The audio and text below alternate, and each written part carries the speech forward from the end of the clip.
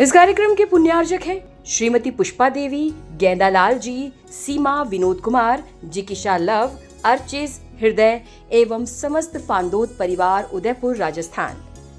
श्रीमती भूरी देवी, रतनलाल जी खोड़निया, श्रीमती उषा दिनेश खोड़निया, श्रीमती मुस्कान आदिश खोड़निया एवं समस्त खोड़निया परिवार सागवाड़ा राजस्थान।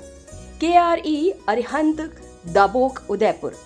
श्रीमती रतन देवी, रेणुका, नीलकमल, हर्षाली, अंशुल, इशिता, मायरा एवं समस्त अजमेरा परिवार उदयपुर राजस्थान।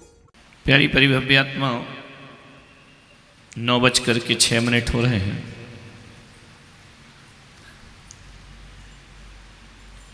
प्रत्येक व्यक्ति संसार में अकेला ही आता है और अकेला ही दुनिया से विदा हो जाता है। लोग कहते हैं कि आदमी जब धरती पर आता है तो कुछ लेकर नहीं आता और जाता है तो कुछ लेकर नहीं जाता, लेकिन मैं पुलक सागर कहता हूं कि लेकर तो आदमी बहुत कुछ आता है, लेकिन जाता कुछ भी लेकर नहीं है।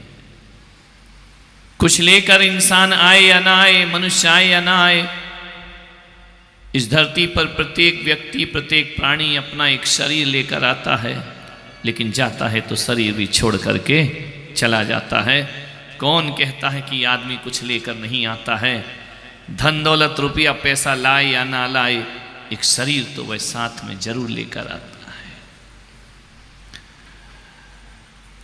आने और जाने के इस खेल में, आने और जाने के इस दौर में, आने और जाने के प्रकृति के इस नियम में, आने और जाने की संसार की इस व्यवस्था में,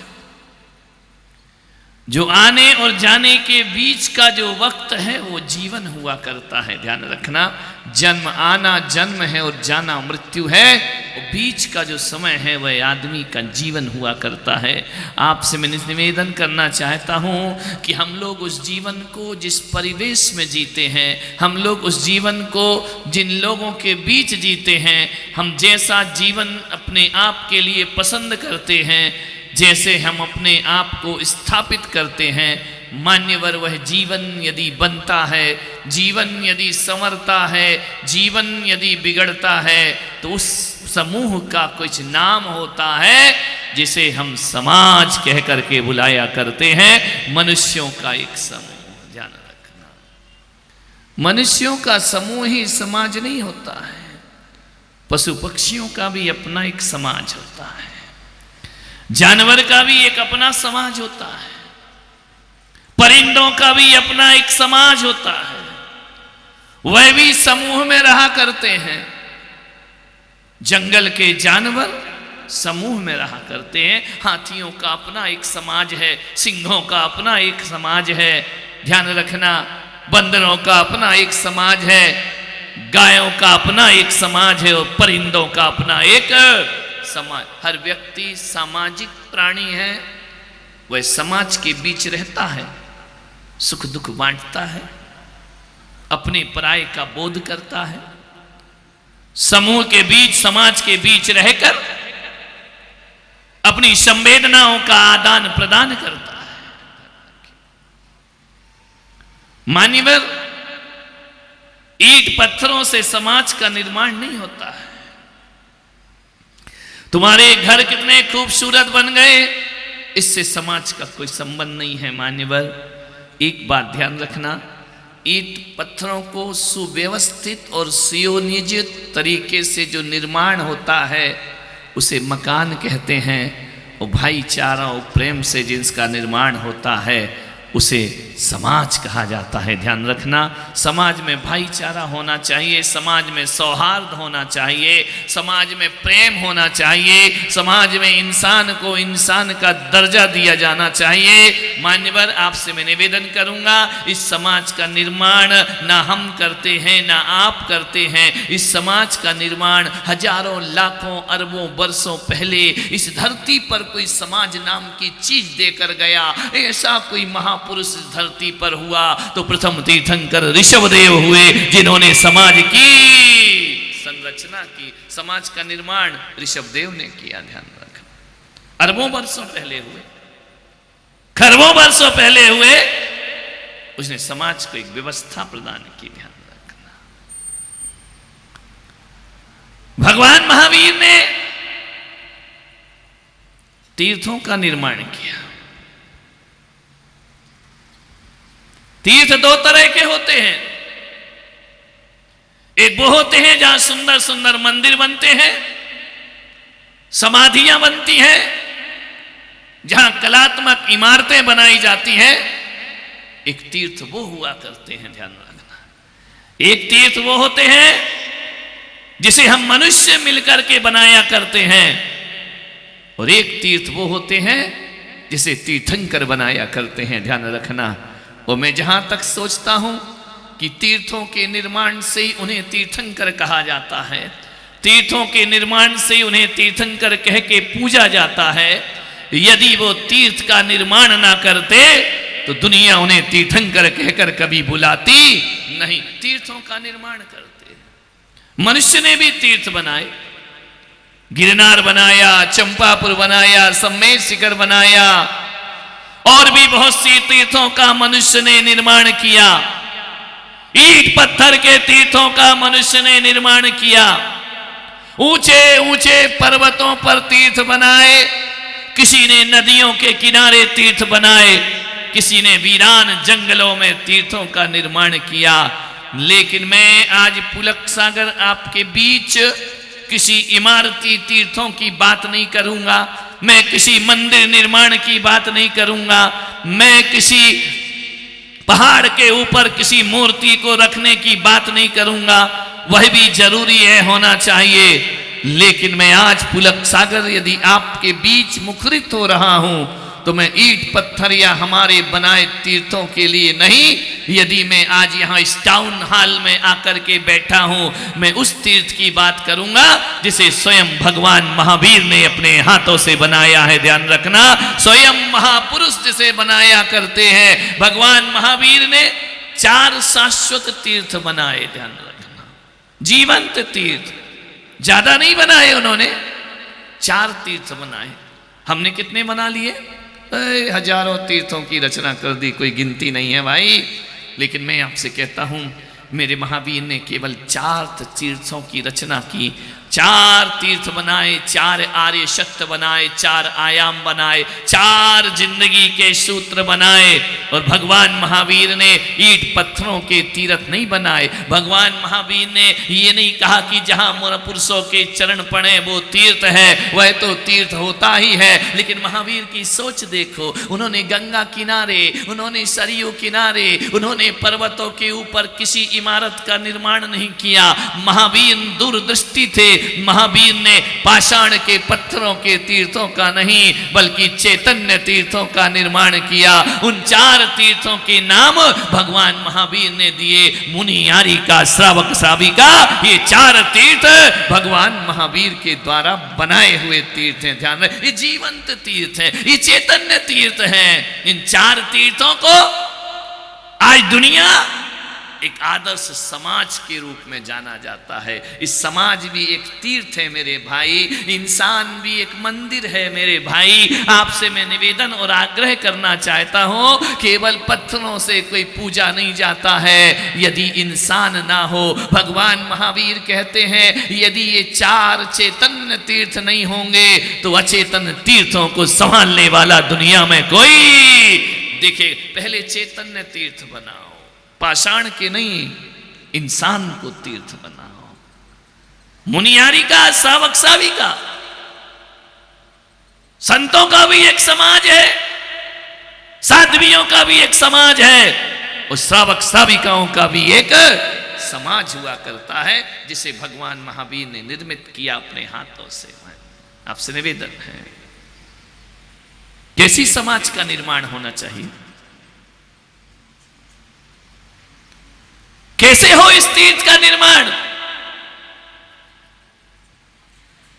समाज ऐसा तीर्थ है, मैं ऐसी समाज की स्थापना करूं।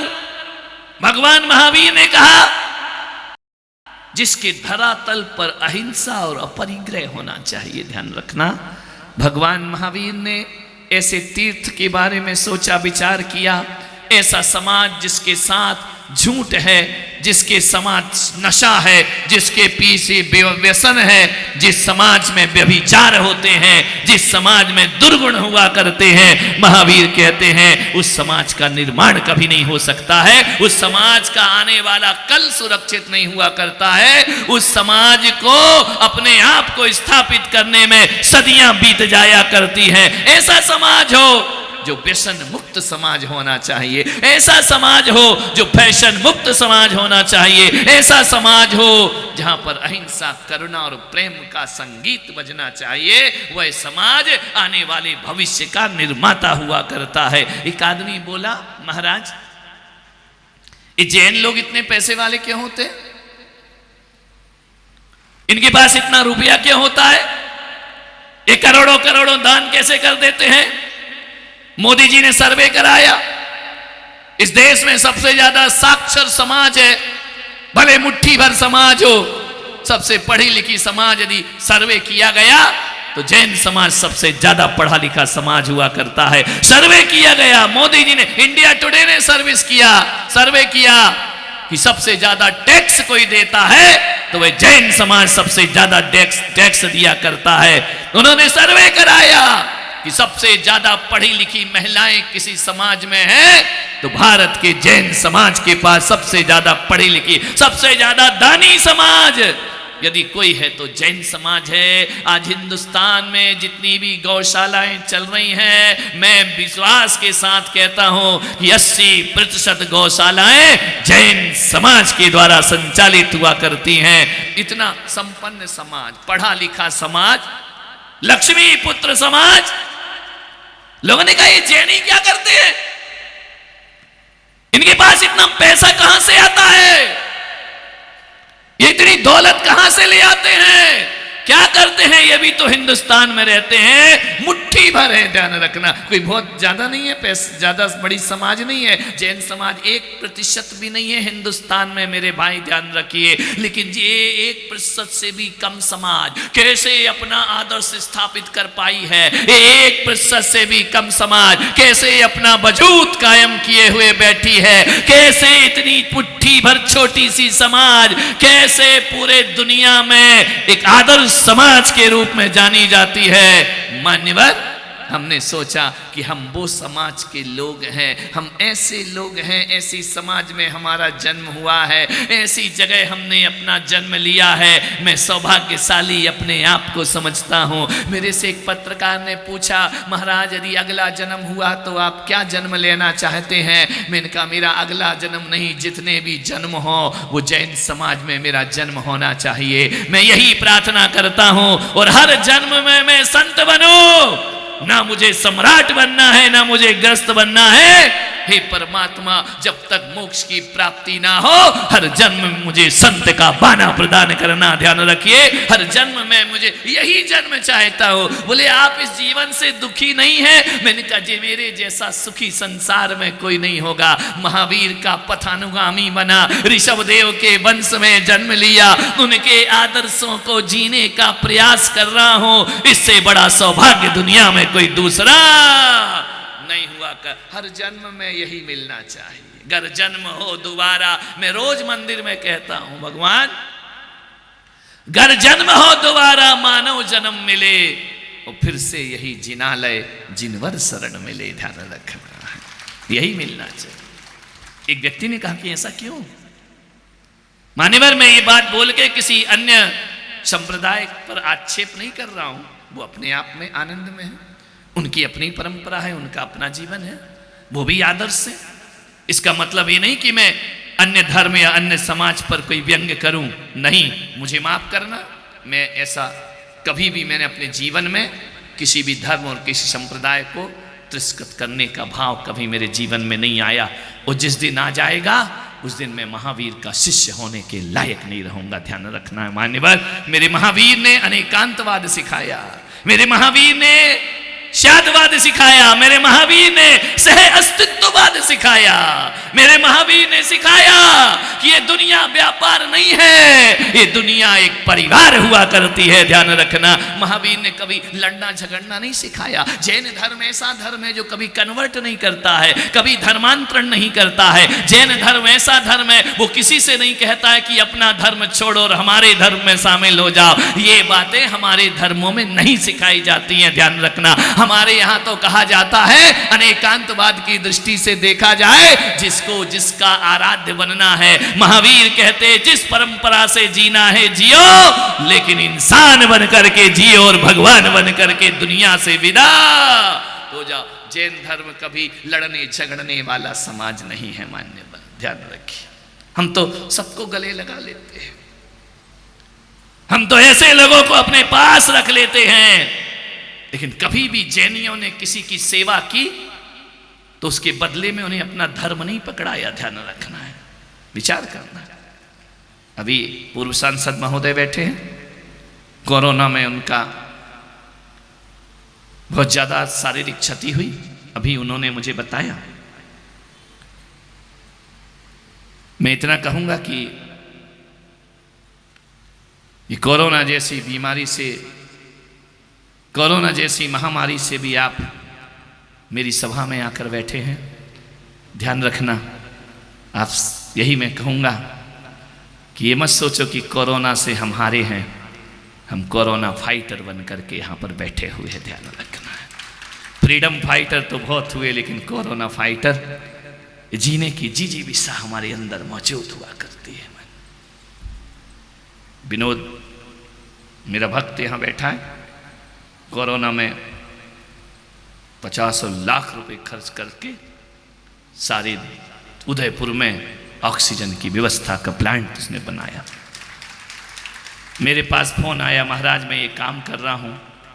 मैंने कहा विनोद, मंदिर बनाता मुझे अच्छा लगता, लेकिन इतने जीवंत लोगों को जीवन दान दिया, ये मुझे उससे भी ज़्यादा अच्छा लगा। ध्यान रखना, मान्यवर, आपसे निवेदन है, करना है जीवन। हम मानव समाज में हैं, हम इंसान हैं, हम भारत देश में रहते हैं जहां इंसानियत की कीमत हुआ करती है। लेकिन इतने बड़े बड़े कार्य करने के बाद भी उन्होंने कभी नहीं कहा कि मैं उसे ही हेल्प करूंगा जो जैन बनेगा। नहीं मान्यवर, ये सोच जैनियों की नहीं हुआ करती है। ध्यान रखना है, हम किसी की जाति नहीं दर्द देखा करते हैं, हम किसी की उम्र नहीं, हम प्यास देखा करते हैं। मान्यवर, हम वो लोग हैं जो किसी का मजहब नहीं, व्यक्ति की जरूरत देखा करते हैं। ध्यान रखिए, बहुत लड़ा समाज जातिवाद में, बहुत लड़ा समाज पंथवाद में। नारायण श्री कृष्ण और भगवान नेमिनाथ एक ही कुल में पैदा होते हैं, एक ही वंश में पैदा होते हैं, दोनों यदुवंशी कहलाया करते हैं। ध्यान रखना, 23वें हमारे 22वें तीर्थंकर नेमिनाथ भगवान नारायण कृष्ण के चचेरे भाई हुआ करते थे। ध्यान रखना, लोगों ने मुझसे कहा कि श्रवण परंपरा और वैदिक परंपरा में क्या अंतर है। मैंने कहा अंतर कुछ नहीं है, एक बड़े पिता का लड़का है, एक छोटे पिता का लड़का है, हम में कोई भी अंतर, हम एक खानदान के लोग, यादव कुलवंशी। ध्यान रखना, वही नेमिनाथ तीर्थंकर का जन्म होता है तो उसी वंश में वासुदेव के यहाँ नारायण कृष्ण का। हमारे तो भाई भाई के रिश्ते, हमारे तो खून के रिश्ते, हमारे तो ध्यान रखना सूतक पातक के रिश्ते हैं। ध्यान रखना, ये वैदिक परंपरा, ये ब्राह्मण परंपरा और जैन परंपरा कभी अलग नहीं हो सकती है। ध्यान रखना, ये समांतर चलती रहती है। मान्यवर, हमारे पुराणों में नारायणों का वर्णन है और वैदिक पुराणों में हमारे तीर्थंकरों का वर्णन हुआ करता है। कैसा जीवन रहा होगा, कैसे हमारे वो महापुरुष रहे होंगे जिन्होंने खुले दिल से एक दूसरे की श्रीमद् भागवत ग्रंथ, कल मुझे भेंट किया गया, एक सज्जन आए मुझे श्रीमद् भागवत ग्रंथ देने आए। मैंने कहा मैंने पढ़ा है। बोले आपने पढ़ लिया? मैंने कहा हाँ, इसके 5वें और 4थे सर्ग में लिखा है कि ऋषभदेव जैसा जीवन केवल ऋषभदेव ही जी सकते हैं, दूसरा किसी का सामर्थ्य नहीं है। ध्यान रखना मान्यवर, भागवत में ऋषभदेव का वर्णन, गरुड़ पुराण में ऋषभदेव का वर्णन तो हमारे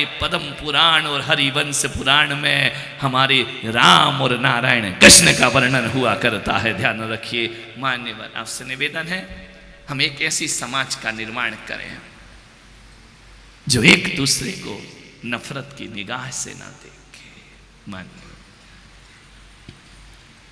महावीर ने समाज बनाई, उन्होंने सह अस्तित्ववाद का सिद्धांत दिया। ऐसी समाज बने जहां हम एक दूसरे की निंदा ना करें, एक दूसरे की आलोचना ना करें और एक दूसरे की तरक्की से जलन नहीं होना चाहिए। मान्यवर, आज जैन समाज अपना वजूद बनाकर बैठी है। कुछ लोगों को छोड़ दो, 1-2% तो सब जगह गड़बड़ होते हैं मेरे भाई। एक बोरा नारियल मंगा तो 8-10 तो बस सड़े निकल ही जाते हैं। हमारी समाज में भी कुछ सड़े लोग हैं, ध्यान रखना मान्यवर। लेकिन उन 1-2 लोगों से, 1% लोगों से कुछ नहीं होता है। समाज यदि अपना वजूद बना करके बैठी है तो ध्यान रखना आज भी जैन समाज व्यसन मुक्त समाज हुआ करती है। जैन समाज मांसाहार मुक्त समाज होती है। जैन समाज नशा मुक्त समाज हुआ करती है। मान्यवर, सादा खाना, ऊंचा सोचना, ये हमारा आदर्श हुआ करता है, ध्यान रखना है। मान्यवर, हम वो लोग हैं जहां नशा नहीं होता है। हम वो लोग हैं जहां शराब नहीं है, जुआ नहीं है। हम वो लोग हैं जहां पर सूरज ढलता है और रसोई घर बंद हो जाते हैं और जब तक सूर्योदय ना हो हमारी रसोई नहीं खुला करती है। ध्यान रखना, हम उस समाज के लोग हुआ करते हैं। हम दान में ही आगे नहीं हैं, हम लोग तपस्या में भी बहुत आगे हैं। अभी पर्युषण पर्व आने वाला है। हमारी माताएं बहनें 10-10 निराहार उपास किया करती हैं। ध्यान रखना, कठोर तपस्या किया करती हैं। 1-1 महीने के 16 कारण के उपास करती हैं, 28 किया करती हैं। हमारे यहाँ बच्चा उपास करने के लिए तैयार रहा करता है। ध्यान रखना, हम त्याग प्रवृत्ति वाली समाज है। हमारे यहाँ अभक्ष नहीं खाए जाते हैं। हमारे यहाँ एक मर्यादा हुआ करती है। महावीर ने ऐसी समाज का निर्माण किया। भगवान महावीर जिन्होंने अहिंसक समाज का विचार किया, सादा जीवन का विचार दिया, जिन्होंने व्रत, नियम, यम, संयम इनका उपदेश सारे जगत को दिया।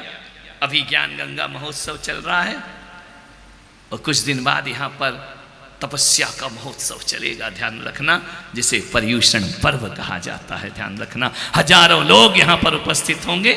वो भोगो विलास के लिए नहीं आएंगे, वो घूमने फिरने मौज मस्ती को नहीं आएंगे। यहां बैठकर 10 दिन तक कठोर तपस्या जैन समाज यहां पर करेगी। धवल वस्त्र धारण करेगी, रंगीन वस्त्रों से मुक्ति पाएगी समाज 10 दिन के लिए। परिवार से मुक्ति पाएगी समाज 10 दिन के लिए। सामाजिक प्रपंचों से दूर रहेगी समाज 10 दिन के लिए। ध्यान रखना है। मान्यवर, 2 राजा लड़ रहे थे। इतनी लड़ाई कि लड़ते लड़ते युद्ध के मैदान में पहुंच गए। दोनों तरफ से तलवारें खिंच गई, एक दूसरे के रक्त के प्यासे हो गए। झगड़ा बढ़ते गया, दुश्मनी बढ़ती गई। लड़ाई सिर्फ इतनी थी कि 2 राजाओं के राज्य की सीमा एक नदी के द्वारा होती थी। एक राजा कहता था नदी का जल मेरा है, और दूसरा कहता था कि नदी का जल मेरा है। मान्यवर, विवाद चल रहे हैं देश में। निवेदन है कि पानी हमारा है, वो कहते थे पानी हमारा है। लड़ाई झगड़े हो गए, तलवारें खिंच गई, एक दूसरे की जान लेने को तैयार हैं। वहां से भगवान महावीर निकला करते हैं। महावीर ने देखा कि एक दूसरे के प्राणों के प्यासे, एक दूसरे का रक्त बहाने को तैयार।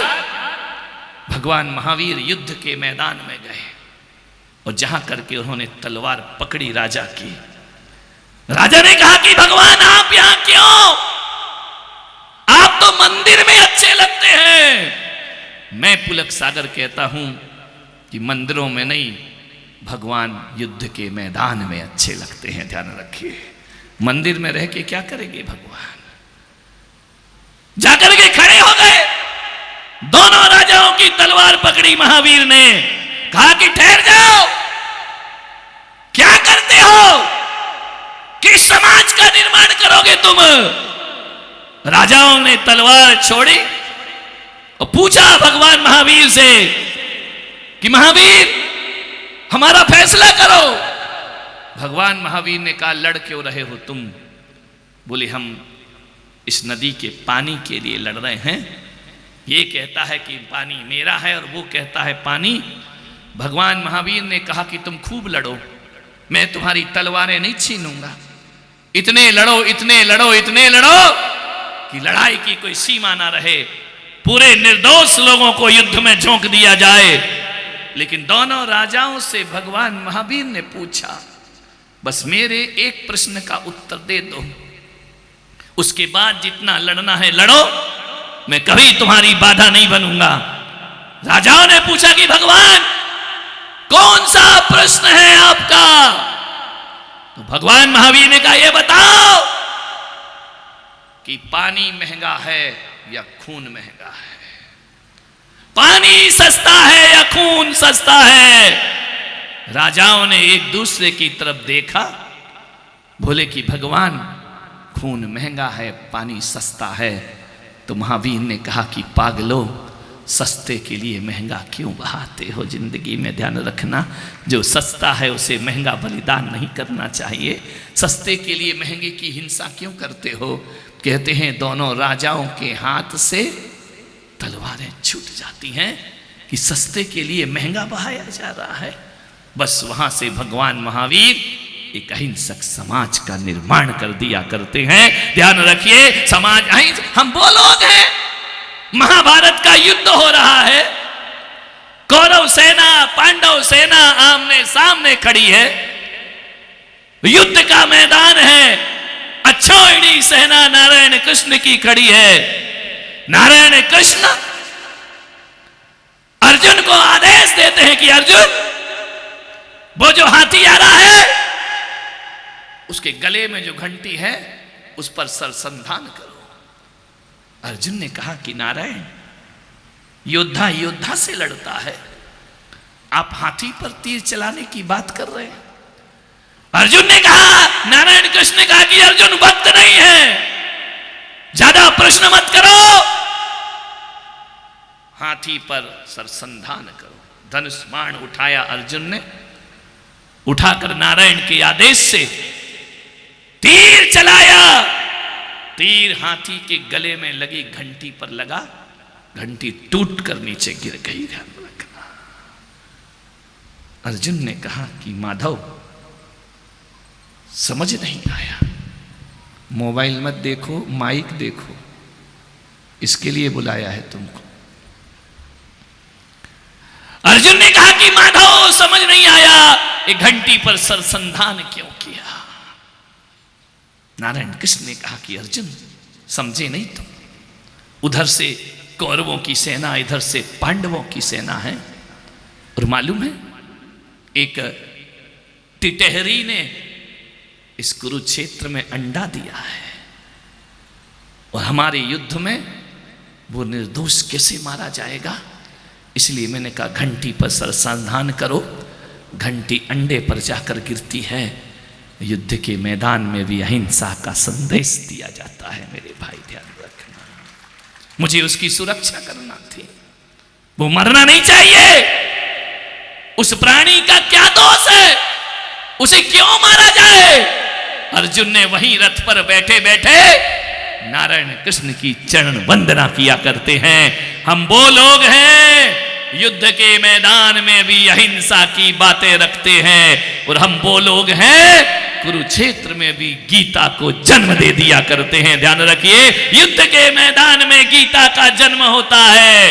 किसी मंदिर में बैठकर, किसी किसी पांडाल में बैठकर, किसी मठ में बैठकर गीता नहीं लिखी जाती है। युद्ध के मैदान में नारायण कृष्ण गीता का संदेश दिया करते हैं, ध्यान रखना। हम वो लोग हैं युद्ध को भी अहिंसक बना दिया करते हैं। मान्यवर, ऐसी समाज का निर्माण हो जहां संवेदनाएं होना चाहिए, जहां एक दूसरे के प्रति धड़कन होना चाहिए। मान्यवर, ऐसी समाज का निर्माण हमारे महापुरुष, कैसा समाज था? दिन भर लड़ते थे कौरव पांडव, और सूर्यास्त होने के बाद दोनों एक दूसरे के शिविर में जाते थे और एक दूसरे के सेनानियों को मलहम लगाया करते थे। ध्यान रखना, सूर्यास्त हुआ, युद्ध बंद हो जाया करता था। हमारे यहाँ लड़ने झगड़ने के भी नियम थे मेरे भाई, ध्यान रखिए, युद्ध के भी नियम। ऐसा देश यदि कोई धरती पर है तो मेरा भारत देश हुआ करता है, ध्यान रखना है। ऐसी समाज होना चाहिए, ऐसी व्यवस्थाएं होना चाहिए, ऐसी समाज का हमें निर्माण करना चाहिए। महावीर को मैं कुरुक्षेत्र में देखना चाहता हूं, महावीर को मैं युद्ध के मैदान में देखना चाहता हूं। चौथे काल में महावीर का जन्म कुंडलपुर में हुआ, लेकिन अब यदि महावीर एक तो आएंगे नहीं, और मान लो कदाचित कोई आ गया, तो मैं सोचता हूं कि अब महावीर कुंडलपुर में पैदा नहीं होंगे। अब तो मेरे महावीर को पाकिस्तान की उस सीमा में जन्म लेना चाहिए जहां आतंकवादियों के कैंप चला करते हैं, ध्यान रखना, जहां हिंसा के स्कूल खोले गए हैं, जहां हिंसा सिखाई जाती है, जहां अणुबम चलाना कहा जाता है। मेरे महावीर को अब मंदिरों में नहीं, मेरे महावीर को तीर्थों में नहीं, जहां अणु बम बने हुए हैं वहां अणुव्रतों की जय घोष करने के लिए इस धरती पर पैदा होना चाहिए। महावीर के अलावा कोई नहीं कर सकता, ये ध्यान रखना। महावीर एक हमारी समाज में गरीब तबका है। मैं तब तक समाज का विकास, देश का विकास नहीं समझ सकता जब तक एक भी गरीब इस धरती पर मौजूद है, ध्यान रखना है। जिस दिन हर घर संपन्न हो जाएगा उस दिन मेरा भारत फिर से राम राज्य स्थापित हो जाएगा इस धरती पर, ध्यान रखिए। राम के मंदिर बना लिए, अच्छी बात है, हमने बहुत संघर्ष किया राम मंदिर बनाने में, हमने सफलता अर्जित की, देश का स्वाभिमान लौटाया, देश का शौर्य लौटाया, राम का मंदिर बनाया।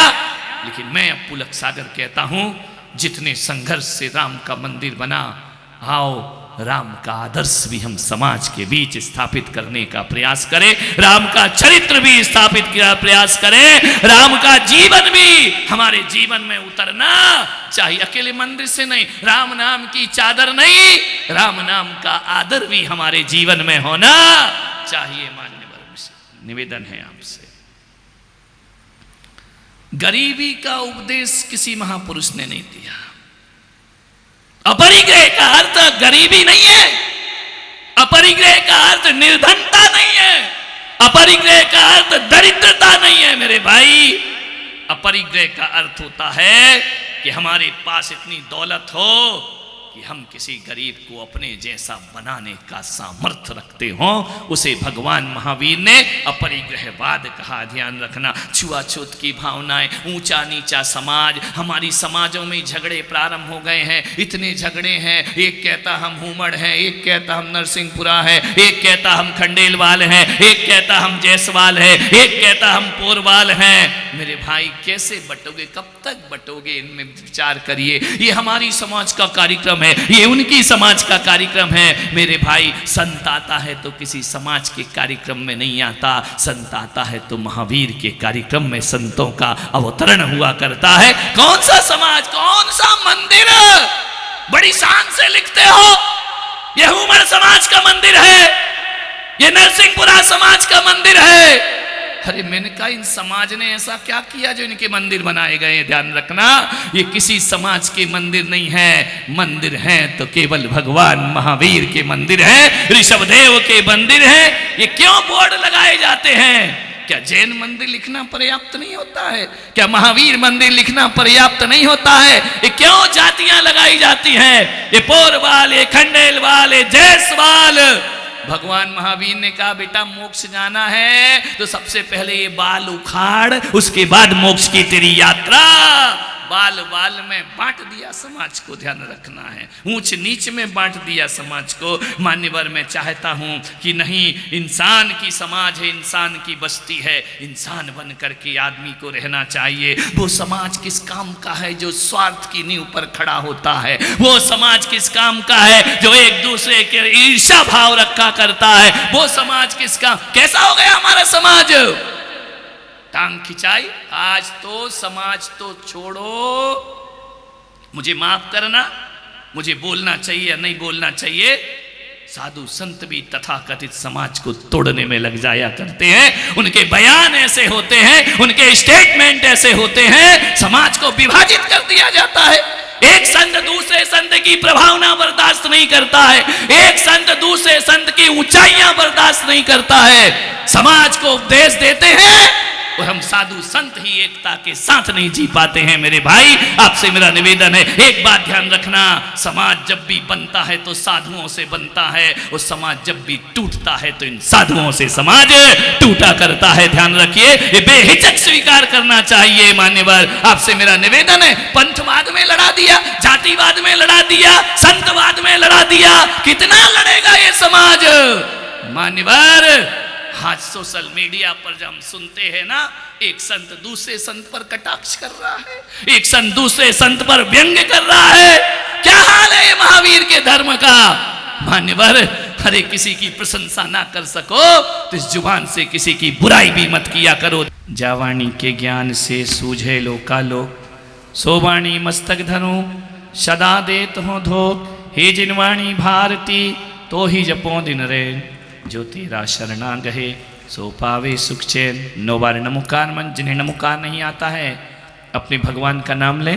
इस कार्यक्रम के पुण्यार्जक थे श्रीमती पुष्पा देवी, गेंदालाल जी, सीमा, विनोद कुमार, जिकिशा लव, अर्चिस, हृदय एवं समस्त फांदोत परिवार, उदयपुर, राजस्थान। श्रीमती भूरी देवी, रतनलाल जी खोड़निया, श्रीमती उषा दिनेश खोड़निया, श्रीमती मुस्कान आदिश खोड़निया एवं समस्त खोड़निया परिवार, सागवाड़ा, राजस्थान। KRE अरिहंत, दाबोक, उदयपुर। श्रीमती रतन देवी, रेणुका, नीलकमल, हर्षाली, अंशुल, इशिता, मायरा एवं समस्त अजमेरा परिवार, उदयपुर, राजस्थान।